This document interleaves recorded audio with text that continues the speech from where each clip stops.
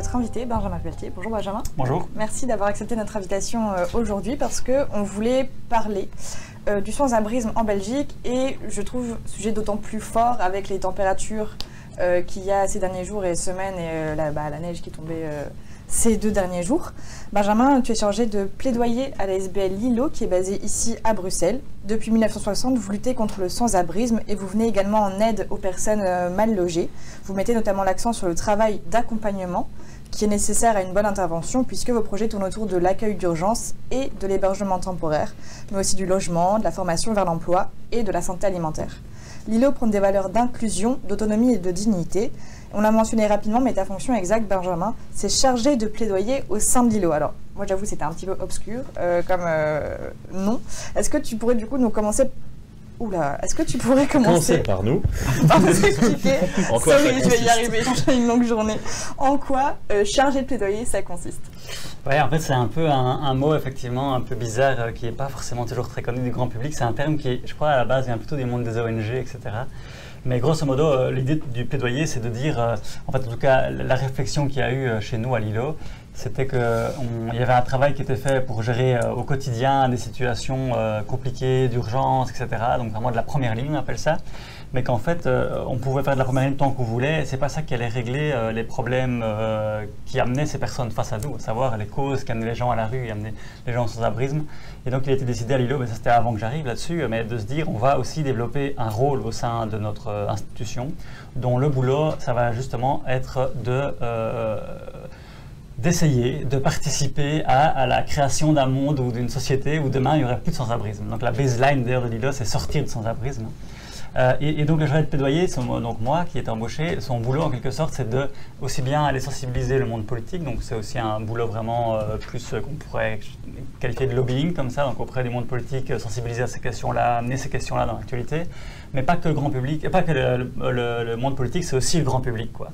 C'est l'idée de se dire en fait il y a certains changements, ils n'ont pas lieu si à un moment donné il n'y a pas une prise de conscience plus généralisée que juste quelques personnes. Et donc, ça veut dire parfois mener des campagnes sur des thématiques, ça veut dire potentiellement aller parler dans les médias comme je peux le faire ici ce soir. Voilà. Et alors, une des particularités aussi de ma fonction à Lilo, c'est qu'on ne veut pas croire que nous, une seule association toute seule, on va changer le monde. Donc l'idée, c'est vraiment aussi de s'inscrire dans un réseau avec d'autres acteurs, quoi. Donc on travaille beaucoup avec d'autres associations actives dans la lutte contre le sans-abrisme et on essaye de coordonner notre action, quoi. Donc ce n'est pas toujours les actions qu'on mène, des actions labellisées ILO, parfois c'est des actions qui sont de la part de tout le secteur et dans lesquelles moi je m'implique. Et donc voilà, c'est ça grosso modo ce que c'est qu'un chargé de plaidoyer. Et tes interlocuteurs, du coup, tu as dit le pouvoir politique, c'est le pouvoir politique fédéral, régional, est-ce que c'est aussi européen? Est-ce que vous essayez de développer aussi ça à ce niveau-là ou pas? Mais quand il n'y a qu'une seule personne, on est forcément obligé de quand même viser un peu. Donc dans le niveau européen, ça ne va pas jusque-là. Après, nous, on est représentés au sein de... Dans tous les secteurs, maintenant il y a des fédérations au niveau de la Belgique, des fédérations au niveau européen.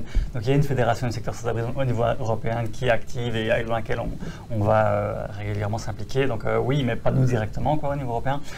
Et même au niveau belge, le fédéral, on a déjà eu des tentatives de plaider pour des choses. Mais c'est vrai que les compétences vraiment liées aux questions de sans-abrisme, c'est plus à la région qu'elles se trouvent. Donc nous, on est actifs à Bruxelles et en Wallonie, donc c'est vraiment ça, nos interlocuteurs principaux, c'est les 2 régions en la matière.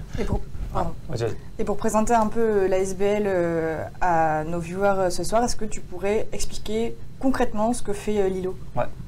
Lilo, c'est une organisation qui a beaucoup évolué ces 10-15 dernières années, mais à l'image en général du secteur, où historiquement, Lilo, c'était principalement quand c'était fondé des maisons d'accueil. Donc les maisons d'accueil, dans la panoplie des outils de la lutte contre le sans-abrisme, c'est vraiment l'institution la plus répandue. Donc l'idée, c'est que c'est une espèce de grande colocation où des personnes peuvent là-dessus être logées. Chez nous, on essaie d'avoir des chambres individuelles dans nos maisons d'accueil et c'est pour des périodes qui ne sont pas de l'urgence pure, c'est pas une nuit ou 2, c'est vraiment plusieurs mois.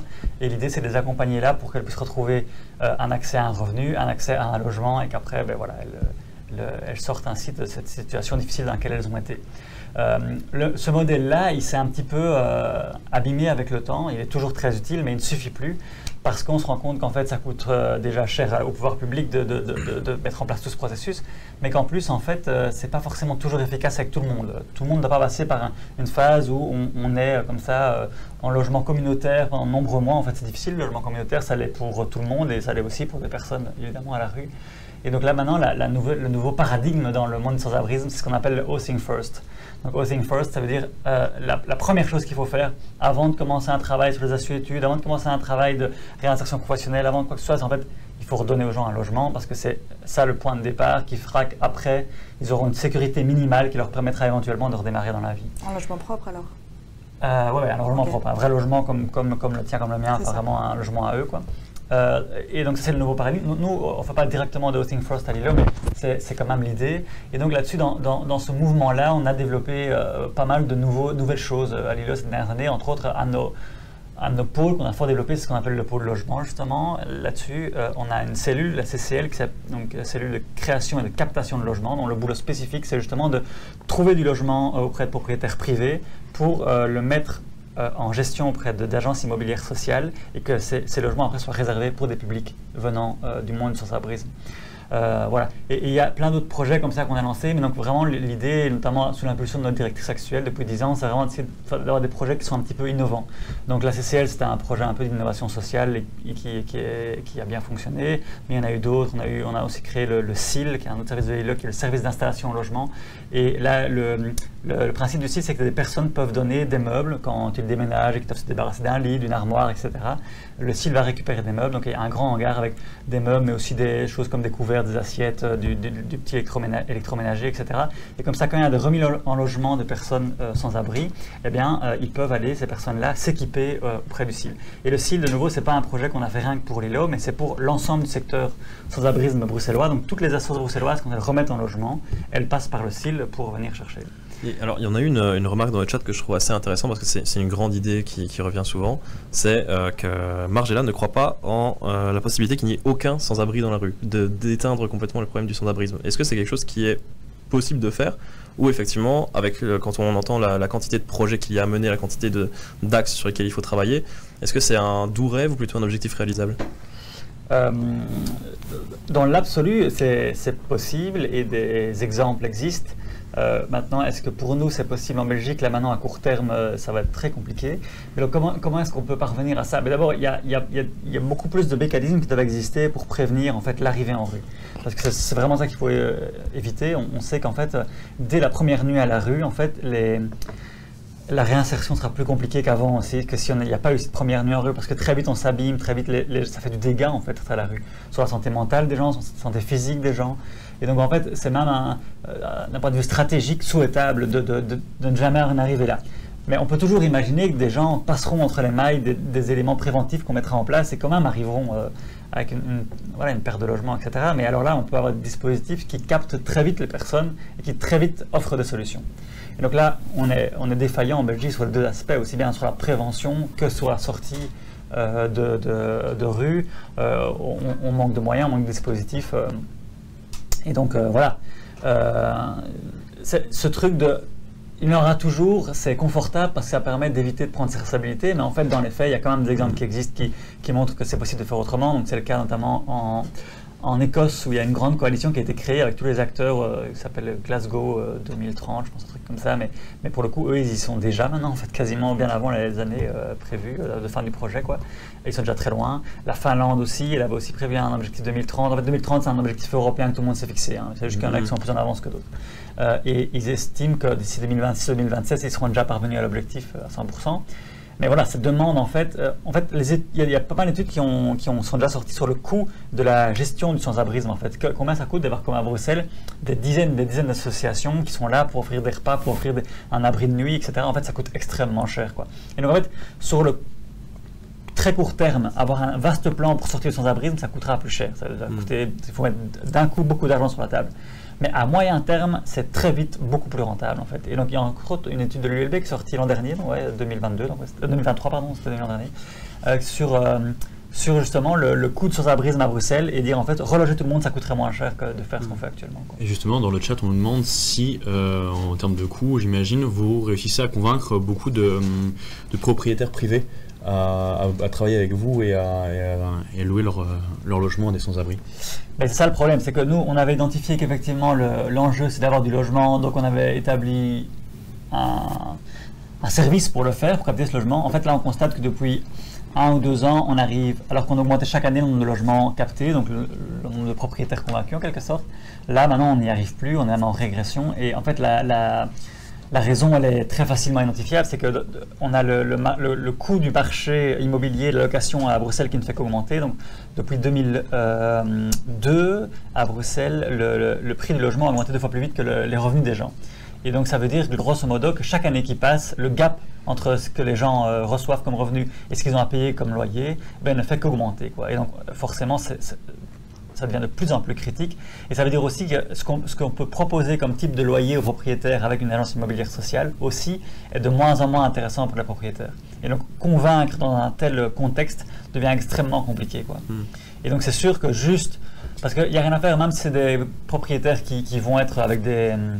allez, pour qui la donnée, je veux dire, l'impression de faire une bonne action va compter pour eux, ils veulent quand même récupérer leur bille. Et donc, tant qu'on sera dans une logique de bonne volonté, ça ne suffira pas en fait, parce que là, le gap, il est trop grand.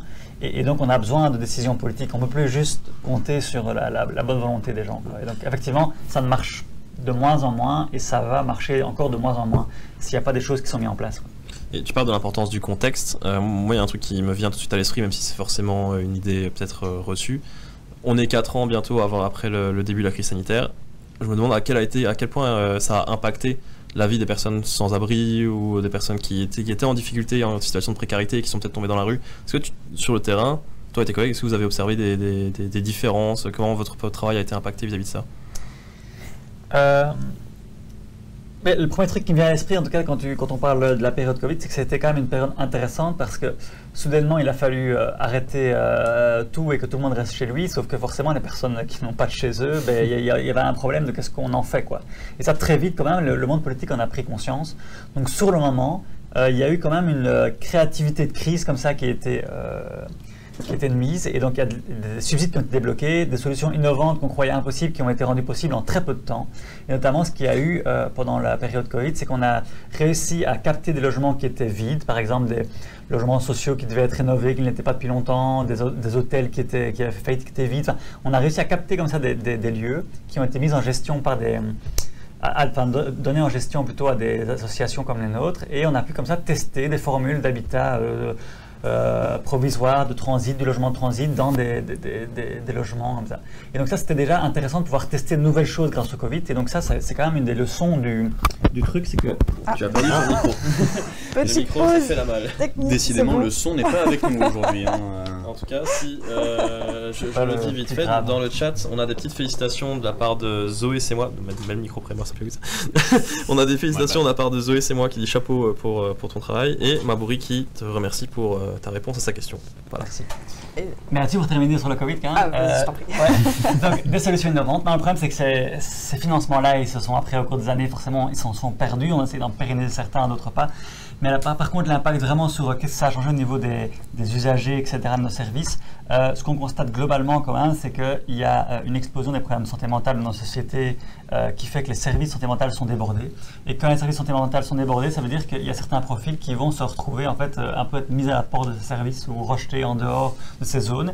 Et qu'en fait notre service c'est un peu, les services pour les personnes sans abri, c'est un peu des services qui sont des réceptacles d'autres lieux de la société qui sont saturés ou qui ne fonctionnent plus. Donc on a beaucoup plus de gens qu'avant qui ont des problèmes de santé mentale qui arrivent chez nous avec de la psychiatrie, parfois diagnostiqués, problèmes de schizophrénie, etc. Et qui ne devraient pas être chez nous, devraient être pris en charge dans des hôpitaux psychiatriques, etc. Et en fait, voilà, à cause de la saturation, on se retrouve à la rue. Et quand vous avez une pathologie grave et que vous êtes à la rue, forcément vos ressources pour en sortir sont quand même beaucoup plus limitées. Et donc ça, c'est une évolution quand même très inquiétante. Alors c'est pas spécialement dû au Covid, mais c'est quand même quelque chose dont on parle plus depuis le Covid et qu'on constate nous aussi. Alors on va revenir sur les politiques juste après, mais avant de continuer, nous ici on aime bien passer par la case définition.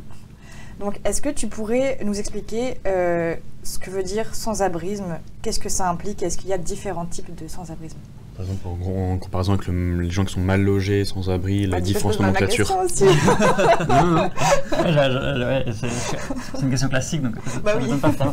Mais non, ouais, en fait, il y a une définition légale du terme dans les concepts européens et qui en fait est une définition très large. Donc en fait, elle inclut ce qu'on peut dire le mal logement, même si le mal logement, ça manque parfois de précision, mais si, par exemple, c'est le cas de beaucoup de gens à Bruxelles, hein, donc ils sont recensés dans les chiffres du sans-abrisme. Si tous les gens qui vivent dans des logements communautaires sans titre ni droit, donc ce qu'on appelle couramment les squats, quoi, ça rentre les personnes qui vivent là-dedans rentrent dans la définition sans-abrisme et donc sont comptées comme telles. Alors que dans l'esprit du grand public, sans-abri, ça veut vraiment dire le type qui dort dehors à la rue, quoi. Alors qu'en fait, dans les chiffres totaux à Bruxelles, c'est un peu une minorité. Pourquoi? Parce que justement, en fait, il y a beaucoup de services qui existent pour essayer d'empêcher que les gens dorment dehors, parce que c'est compliqué de dormir dehors. Donc vous avez déjà plusieurs milliers chaque nuit qui sont logés dans des abris de nuit d'urgence. Vous en avez plusieurs autres milliers qui sont logés dans des maisons d'accueil, des centres communautaires, des services pour accueil, je sais pas, parents solo. Il y a toutes sortes de services qui existent, mais ce n'est pas à proprement parler. Et c'est pour ça que le terme sans-abri parfois prête à la confusion, hein. Avant, on disait SDF qui parfois, en fait, était porteur de trop de stigmates, mais en fait disait parfois mieux ce que ça voulait dire. Maintenant, le nouveau mot qu'on pousse beaucoup dans le secteur, c'est le mot de sans chez soi, et on le comprend mieux. C'est-à-dire que si vous êtes là, accueilli dans une institution, où vous avez juste une chambre que vous partagez avec quelqu'un d'autre en plus potentiellement, on ne peut pas dire que vous avez un chez vous, donc vous êtes un sans-abri, vous êtes un sans chez vous. Mais vous ne rentrez peut-être pas dans la vision que le grand public en a, mais dans les faits, c'est quand même ça qui se passe, quoi. Tu as abordé les chiffres. Est-ce qu'on aurait une idée du nombre de personnes sans abri à Bruxelles? Est-ce qu'il y a des recensements à ce niveau-là? Oui, c'est un peu... Pardon, à Bruxelles et en Belgique en général. C'est un peu une chance, si on veut parler de chance, mais qu'à Bruxelles en tout cas, c'est que depuis maintenant pas mal de temps, on est doté d'un système de comptage qui a lieu tous les 2 ans. Et donc là où la Flandre et la Wallonie commencent seulement maintenant à faire des dénombrements, nous on a déjà un petit peu d'avance, donc tous les 2 ans ça sort, donc le dernier il est sorti en 2022. C'est un dénombrement qui est coordonné par Bruxelles. Bruxelles, c'est vraiment l'interface quelque part entre les autorités publiques et le monde associatif, etc. sur le sans-abrisme. Et c'est un recensement qui est fait à un instant T. Donc le recensement de 2022, il était fait un soir d'octobre ou novembre 2022, je ne sais plus très bien quand, sur la nuit, quoi. Et cette nuit-là, d'abord, tous les services qui accueillent des personnes doivent communiquer leurs chiffres à Bruxelles pour la nuit. Même chose, on essaie d'aller dans les CPS, etc., qui puissent nous dire est-ce que vous avez eu des gens récemment, vous savez, dans vos bénéficiaires qui ont perdu leur logement, etc., et qui sont dans des logements de transit. On va dans les squats, etc., à Bruxelles pour essayer de recenser un peu le nombre de personnes dans ces squats-là cette nuit-là. Et puis alors, il y a aussi un vrai dénombrement, là, stricto sensu, qui est fait dans les rues de Bruxelles cette nuit-là, et qui est fait pas par n'importe qui. On demande que le dénombrement soit fait explicitement par des gens du secteur pour qu'il y ait une certaine expertise quand même. Et alors, Bruxelles est quadrillée et on se bat dans les rues de Bruxelles et on compte littéralement les gens, quoi. Et donc là, si on arrive sur les chiffres, à Bruxelles, le dernier recensement, donc qui est sorti en juin 2023 mais qui était fait en novembre 2022, il disait qu'on était à un peu plus de 7000 personnes. Alors un chiffre en valeur absolue, parfois c'est difficile de savoir est-ce que c'est beaucoup ou pas beaucoup. En fait, c'est plutôt beaucoup, c'est une grosse augmentation. En fait, à Bruxelles, en un peu plus de 10 ans, le nombre de personnes sans abri a fait x4. Et entre 2020 et 2022, donc en 2 ans, on a fait plus de 2000, donc passé de 5000 et quelques à 7000 et quelques. Donc oui, ça augmente très fort. Donc l'impression qu'ont les gens parfois, moi c'est ce qu'on me dit dans mon entourage, on a l'impression qu'il y a quand même plus de gens en rue dans les stations, ben, elle est plutôt confirmée par les chiffres, il y a effectivement plutôt plus de gens maintenant qu'il y a quelques années. Voilà. Pour la Wallonie et la Flandre, on commence seulement, c'est des dénombrements qui ne sont pas globaux, forcément c'est plus une logique par ville. Donc il y a eu des dénombrements par exemple à Charleroi et à Namur il n'y a pas très longtemps, et à chaque fois on tourne autour de milliers de sans-abri dénombrés. Et au-delà des chiffres bruts, est-ce qu'on a une idée d'un peu de la sociologie des gens qui sont dans la rue? Est-ce que c'est plutôt des hommes seuls, des familles, des enfants, des jeunes, des gens de classe populaire?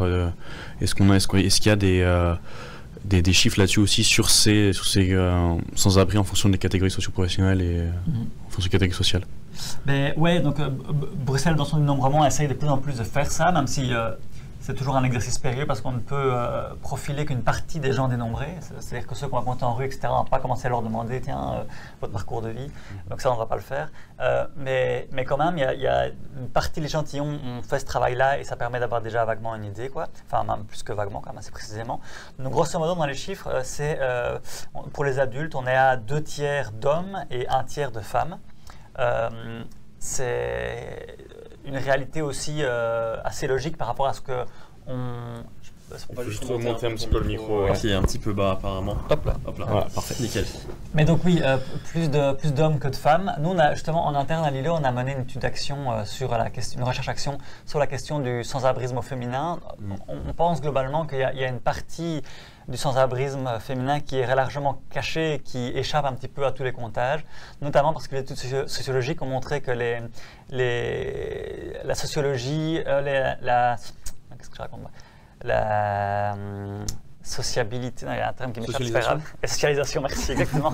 La socialisation féminine fait qu'il y a beaucoup plus de facilité en général chez les femmes à demander de l'aide à l'entourage. Et que donc elles vont d'abord aller s'installer chez des amis, etc., avant de terminer à la rue. Là où chez l'homme, parfois, il y a ce truc de je vais me débrouiller seul. Et en fait, non, tu ne vas pas du tout te débrouiller, donc tu vas juste terminer dans les conditions difficiles. Mais dans les faits, c'est quand même des personnes qui ont perdu leur abri, leur logement, qui sont sans abri. Donc on estime quand même que globalement, les chiffres des sans-abrisme féminin sont sous-évalués. Maintenant, il y a peut-être aussi plus de garde-fous qui sont mis en place pour elles spécifiquement. Donc je pense notamment maintenant, il y a quand même un effort qui est mis, qui n'est pas encore suffisant du tout, hein, mais qui est plus fort qu'il y a quelques années, pour offrir des logements plus facilement aux personnes qui sont victimes de violences conjugales, par exemple. Et que donc là, si quelqu'un vient signaler des violences conjugales, on puisse rapidement essayer de trouver un logement, parce que s'il n'y a pas de logement, en fait, la personne souvent ne sait pas partir de chez elle. C'est assez logique. Donc il y a quand même plus qui est fait pour prévenir ça. Donc déjà ça c'est au niveau de la répartition des genres. Alors ce qui est quand même intéressant aussi à dire, c'est qu'à Bruxelles, sur les 7000 personnes comptées, 1000 personnes c'était des mineurs. Ils sont très très peu en rue, c'est plutôt les profils alors qui vont être dans des maisons d'accueil, dans des institutions qui accueillent des familles, etc. Mais bon, voilà, c'est parce qu'il y a des personnes, des garde-fous qui préviennent quand même qu'il y a des enfants en rue, mais il y a quand même, ils sont quand même là dans la population de sans-abri, quoi. Donc ça, c'est important de le noter. Et puis alors, à Bruxelles, évidemment, c'est une ville très internationale, donc on a aussi cette proportion de profils internationaux. Donc le comptage de Bruxelles disait 40%, enfin un peu plus, 42, quelque chose, de gens avec la nationalité belge. Je fais ça à la grosse louche de mémoire, mais une vingtaine de pourcents de ressortissants européens et une quarantaine de pourcents de nouveau de ressortissants non européens. C'est ce qu'on te demandait dans le chat, exactement. Ouais. Voilà. Très bien joué. Les personnes venant de l'immigration faisaient partie de vos chiffres. Oui, et notamment dans ces chiffres-là de ressortissants hors Union européenne, une partie très très significative, ce sont des personnes en fait sans papier. Et à Bruxelles, il n'y a pas eu en Belgique, pardon, il n'y a pas eu de régularisation des personnes sans papier, enfin de mouvement de régularisation un peu plus important depuis 2009 de mémoire. Alors qu'avant, il y avait ça à intervalles plus réguliers, tous les 7-8 ans, il y avait une régularisation un peu plus importante qui permettait de résorber un petit peu ces gens qui sinon, en fait, parfois vivent en Belgique depuis 10-15 ans et n'ont pas de perspective. Et là, ce fait que la population de sans-papiers en Belgique n'a jamais été aussi élevée. Une étude de la VUB sortie l'an dernier, elle estimait qu'à Bruxelles, on était je crois que c'était 80 000 personnes qui vivent sans papier à Bruxelles. En Belgique, on est à 50 000, donc on voit que la majorité se situe quand même aussi à Bruxelles. Et donc, quand vous êtes sans papier, vos risques de tomber dans le sans-abri sont extrêmement élevés parce que vous n'avez pas accès à un travail légal, vous n'avez sans doute pas accès à un bail que vous pouvez signer officiellement, etc. Et donc, votre précarité est renforcée à cause de ça. Et donc forcément, vos risques d'arriver à la rue sont beaucoup plus forts. Et donc voilà, forcément. Alors que parfois, c'est des profils qui autrement ne seraient jamais arrivés à la rue, des profils diplômés, etc. Parce que pour reprendre la question du profil sociologique, il y a quand même cette réalité très claire qui est que plus vous cumulez les vulnérabilités et plus vos chances d'arriver à la rue sont importantes. Donc si vous venez d'une famille aisée, que vous avez un diplôme, etc., que vous êtes de nationalité belge, avec ces trois éléments-là, quand même les risques que vous arrivez à la rue sont quand même très très limités. Et par contre, si vous les retirez un à un, à chaque fois vous perdez un petit peu. Donc si vous venez d'une famille précaire, voire pas de famille, que vous n'avez pas aucune formation spécifique, et qu'en plus, éventuellement, vous venez de l'étranger sans papier, alors là, c'est la cata. Vraiment, vos risques d'arriver à la rue sont peut-être x10, x20 par rapport à quelqu'un d'autre. Et donc forcément, vous y arrivez plus vite. Ces dernières semaines, on parle beaucoup du plan grand froid qui a été activé. Est-ce que tu peux nous expliquer concrètement ce que ça implique ? Ouais. Donc, je vais peut-être d'abord revenir un petit peu en arrière dans l'historique pour ne pas parler de Stanley spécifiquement, mais longtemps, la gestion du sans-abrisme en général, etc., ça a été le fait d'associations issues d'initiatives privées. Et notamment, dans ces initiatives privées, on ne va pas se mentir, c'était aussi beaucoup d'initiatives qui venaient de, par exemple, l'Église catholique, donc des paroisses qui allaient lancer un centre d'accueil. Ou en France, le grand exemple, évidemment, c'est la Fondation Abbé Pierre. En fait, c'est un prêtre qui a lancé la plus grosse structure pour personnes sans abri.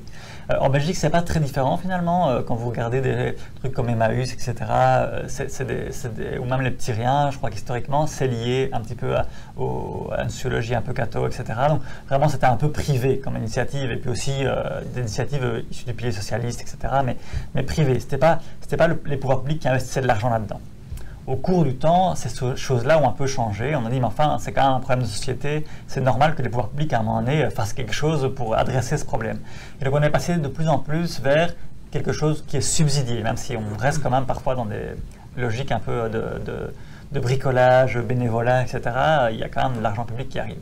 Et quand cet argent public est arrivé, au début, le monde politique a voulu répondre à la première demande des électeurs, et en tout cas de ce qu'ils pensaient être la première demande des électeurs. Et c'est dès qu'il fait froid, tout le monde s'inquiète pour les sans-abri. Et donc ça a beaucoup commencé avec beaucoup d'argent, mais juste pour l'hiver, quoi. Et donc ça a été le cas longtemps, en ce compris à Bruxelles. Mais le monde associatif a joué le jeu un certain temps en disant on est content, pour une fois qu'il y a de l'argent public qui arrive, ok, on se met dedans, on va travailler à ça. Mais en fait, c'était un peu catastrophique parce qu'on envoyait l'artillerie lourde sur quelques mois. Et puis, il y avait la date de la fin du plan hiver, je ne sais pas c'était quand, mais disons, je sais pas, 15 mars, hop, terminé, on remballe, tout est fermé maintenant. Et parfois, il neigeait encore au-delà de cette date, et parfois, il n'y avait plus rien du tout. Et puis même au-delà de ça, le froid, c'est évidemment un truc compliqué, mais je veux dire, l'accompagnement et la sortie de rue, c'est toute l'année que ça va se passer. Et si possible, c'est même mieux de le faire l'été, parce que comme ça, on sort de la rue avant l'hiver, quoi. Et donc, le monde associatif a beaucoup plaidé pour sortir de cette logique-là. Ce qui était un peu fait. Mais malgré tout, donc actuellement, là-dessus, il y a vraiment, c'est pas une très grosse enveloppe, le plan hiver par rapport à la totalité des budgets, quoi. Et donc ici à Bruxelles, par exemple, il devait y avoir 100 places en plus ouvertes par la Croix-Rouge initialement. Sur combien Dans le logement d'urgence, je ne sais pas très bien à combien on est. On avait, je pense...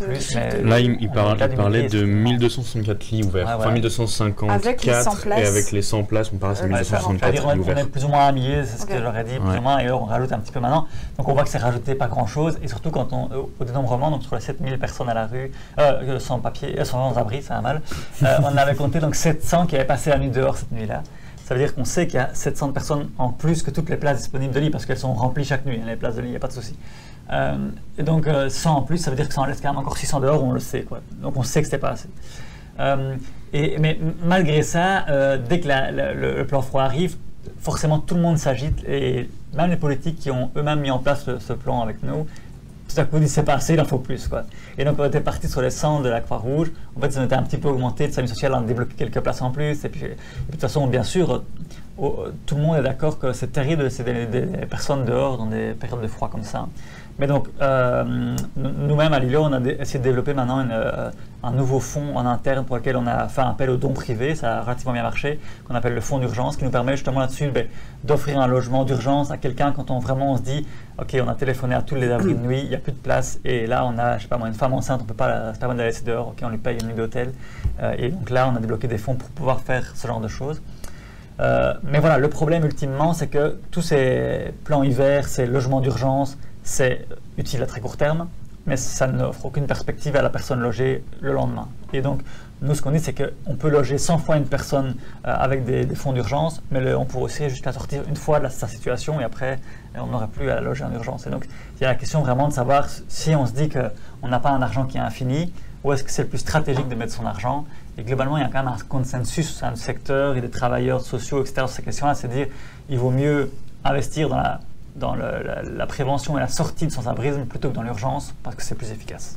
Et dans cette logique de mise en place de divers plans en Belgique, comment est-ce qu'on explique que par exemple dans Brabant-Wallon, il n'y a pas de plan grand froid qui soit mis en place? Et aussi, qu'est-ce que ça implique pour les acteurs de terrain? Est-ce que du coup c'est beaucoup plus de débrouillardise? Est-ce qu'il y a une volonté d'en mettre un en place parce qu'il manque justement de cette coordination? Ou bien est-ce qu'ils se débrouillent très bien sans? Comment ça se passe du coup? Justement, j'ai rencontré des gens du bébé avec qui je parlais de ça il n'y a pas longtemps. Le truc, c'est qu'il y a eu par le passé, hein, moi quand j'étais étudiant, j'ai étudié à l'UCL, excusez-moi. On ne t'en veut pas. Il y avait un abri de nuit au Tigny à l'époque. Mais un des problèmes du bébé, c'est qu'ils n'ont pas de grande ville. Et que donc en fait, une ville qui abriterait cet abri de nuit, enfin qui aurait ça, en fait devrait un petit peu porter tout le poids de la province pour tous les autres, et aucune commune, je crois, n'en a envie. Donc ils surjettent un peu la balle.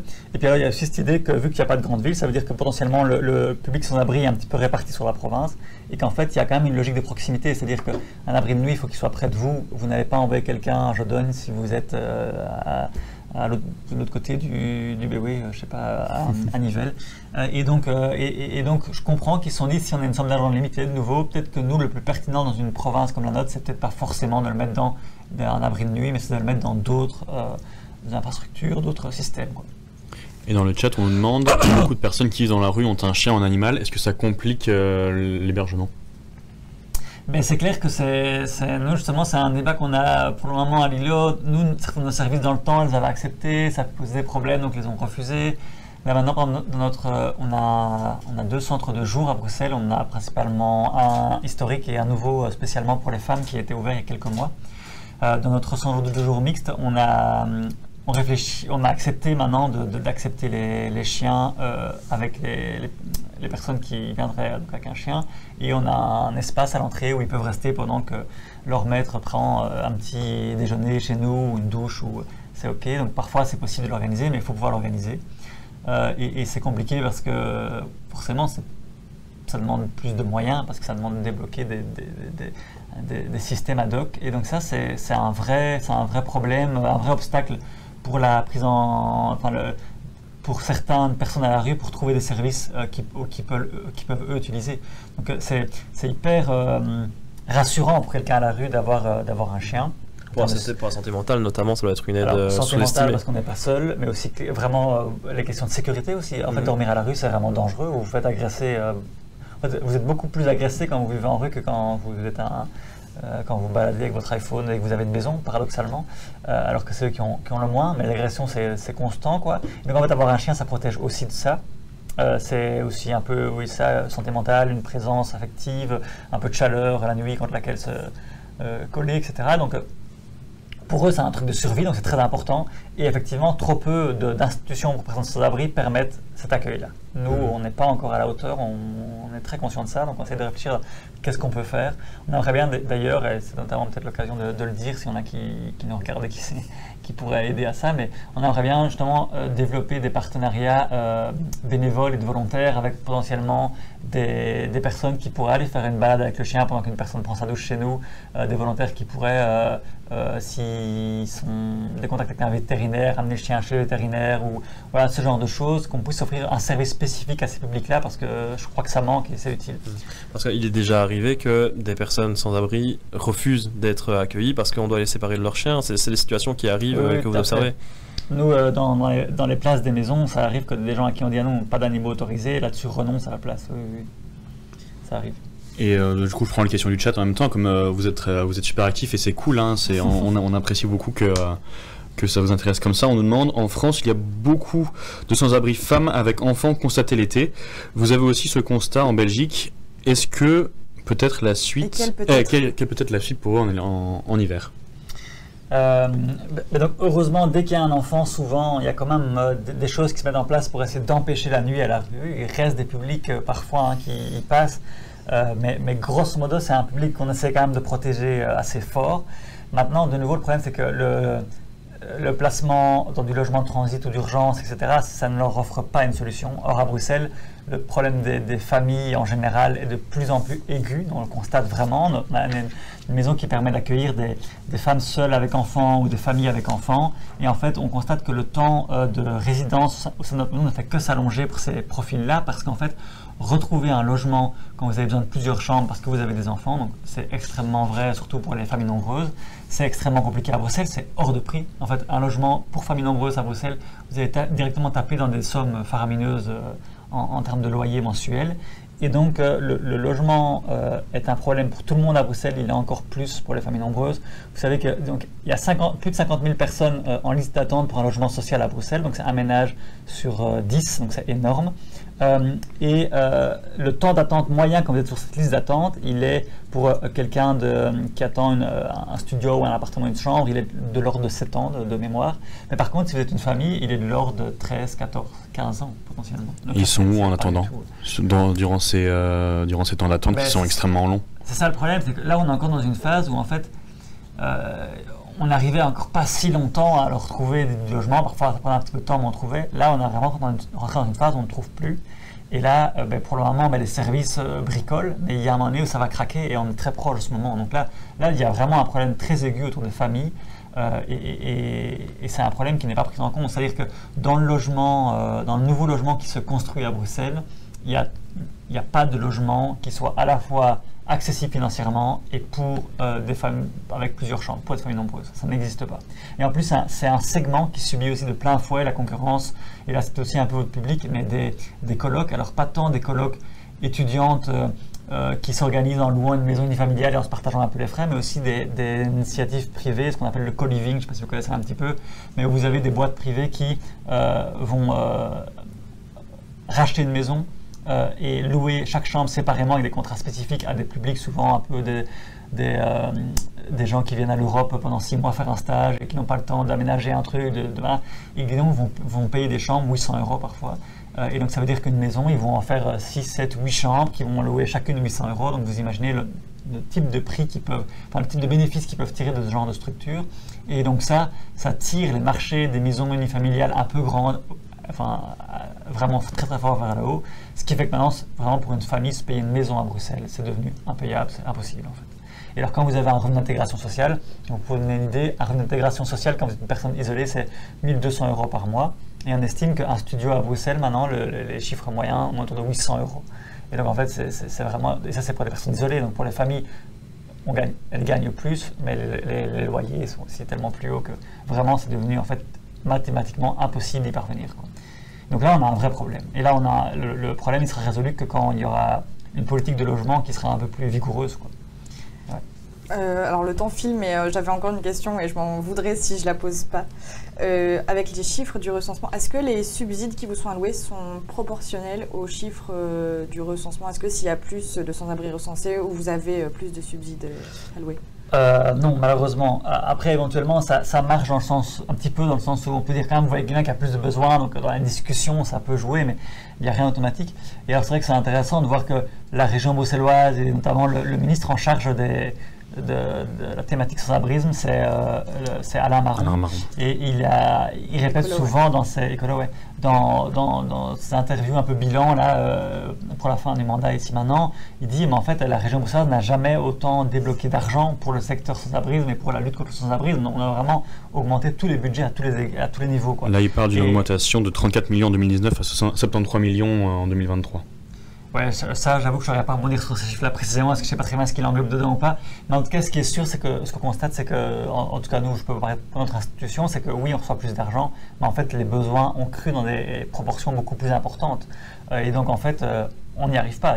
Si je devais demander dans les institutions ici à Bruxelles qui font par exemple de l'accueil d'urgence, s'ils ont plus ou moins de demandes qu'avant, c'est unanime, tout le monde dit on a plus de demandes qu'avant et plus là-dessus de personnes à qui on doit dire non au téléphone, alors même que techniquement, effectivement, il y a plus de lits qu'avant. Mais plus de lits, mais quand même ça suit encore plus loin que les besoins. Ouais, donc voilà. Je regarde Margot pour le timing, je sais pas si on peut poser peut-être une dernière question ou pas pour... Une petite dernière. Une petite dernière, c'est un peu pour clôturer et se donner un peu d'espoir, j'imagine qu'il y a quand même des choses à faire.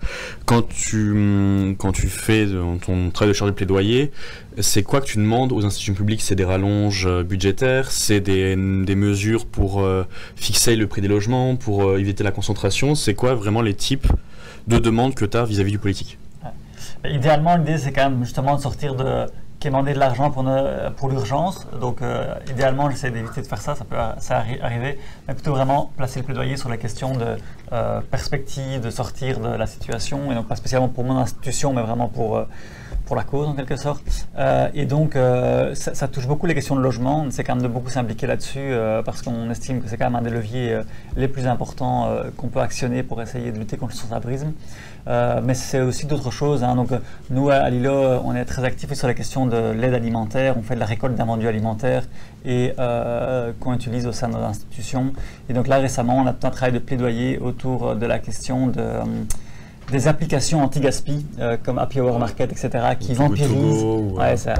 Togo, ça va encore, mais Happy Hour Market particulièrement, vraiment, ils récupèrent les invendus alimentaires qui avant étaient captés par des institutions comme les nôtres. Et à Bruxelles, en fait, il y a 90 000 familles qui font appel à l'aide alimentaire chaque année, donc c'est vraiment très très important. Hein. C'est un ménage sur 5 en fait, 500 000 ménages à Bruxelles, oui, plus ou moins.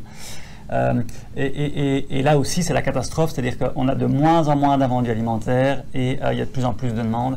Et donc là, par exemple, c'est un plaidoyer qu'on fait ces dernières semaines et pour lequel j'ai été passé pas mal de temps, c'est sensibiliser le monde politique à ces questions-là, leur dire obliger les grandes surfaces à donner leurs invendus aux associations, essayer d'arrêter d'aider financièrement les applis anti-gaspi parce que même si il peut y avoir une logique d'anti-gaspillage qui est très bonne, il faut faire attention aussi parce que c'est une concurrence, parce qu'eux, ils viennent monétiser des choses qui avant n'étaient pas monétisées. Et donc voilà, l'idée c'est vraiment de toucher sur plein de thématiques différentes, mais toutes des choses qui ont un impact sur notre secteur. Écoute, merci beaucoup.